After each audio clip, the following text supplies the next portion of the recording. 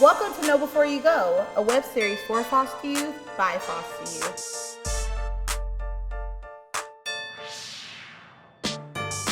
Know before you take on that debt. Know before you cash that financial aid check. Know before you make that budget. Today on our show, we have Chris Spazzafumo.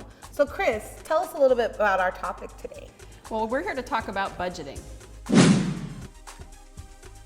The first thing to know before you go is when you get your first job, you are going to anticipate what your paycheck will be. So let's say you've worked 10 hours and you're making $10 per hour, so your paycheck's gonna be $100, right? Yes. But that's really not the reality. The reality is taxes will be deducted from your paycheck, federal and state, before you receive your actual check. But the reality is you're only gonna get about $75 of that $100. So let's talk about budget. And so the things that you need to think about is really what's coming in and what's going out. So I think a good idea to do is to sit down at a table with a piece of paper and make two columns. The first column will be your needs and the second column will be your wants. And the needs are obvious, right? It's your rent, your food, your transportation, utilities, all that good stuff. And then as you get to the wants, these are going to be things that are nice to have.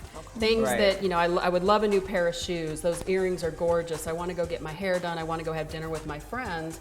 But you can probably live without some of those things. So needs versus wants. Absolutely. I think that's something I need to do Right today. now.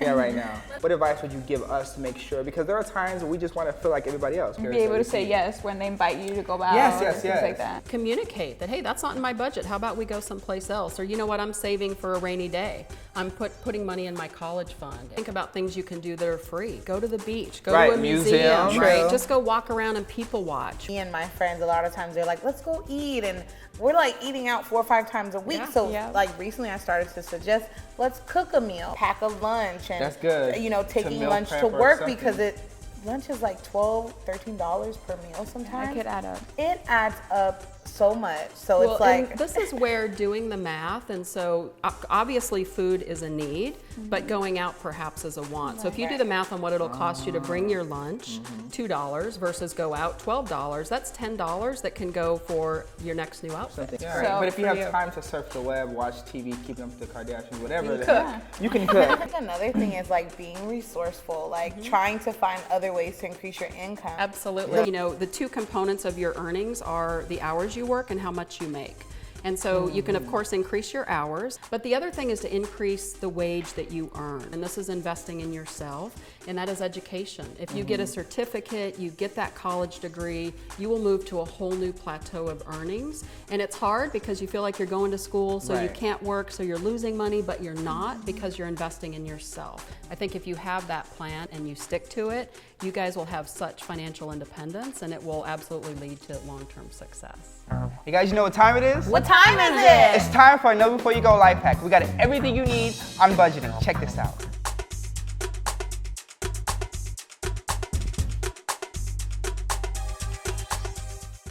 Know how much money you get every month and subtract rent, bills, and groceries.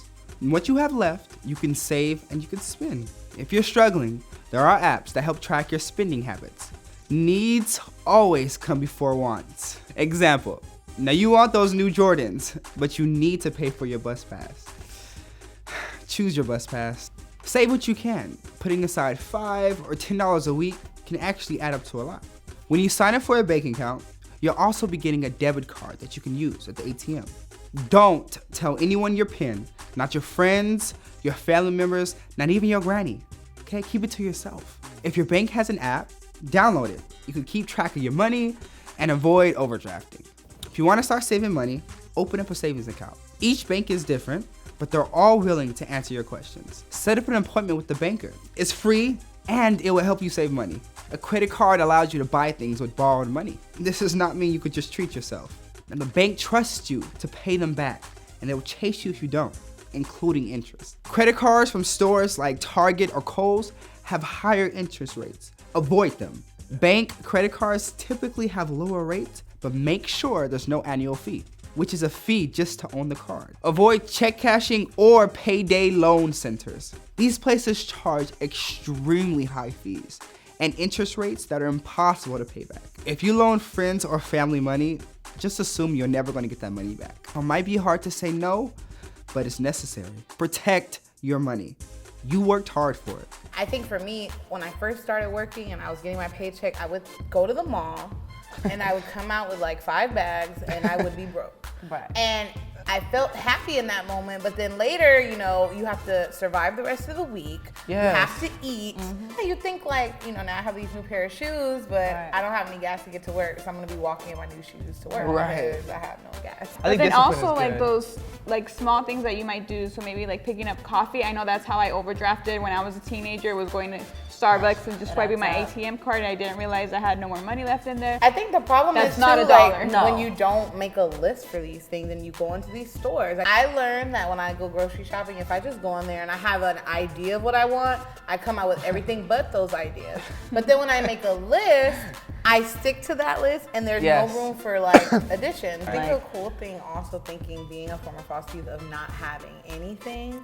I remember having like 1 pair of shoes, a few all outfits, school year. But then you get all this money and all of your stuff starts to grow and you're just like, what? Wait, I know how to live on a small budget. Thank you for watching Know Before You Go. Please leave a comment below. Don't forget to follow us on social media and visit our website at knowbeforeyougo.org.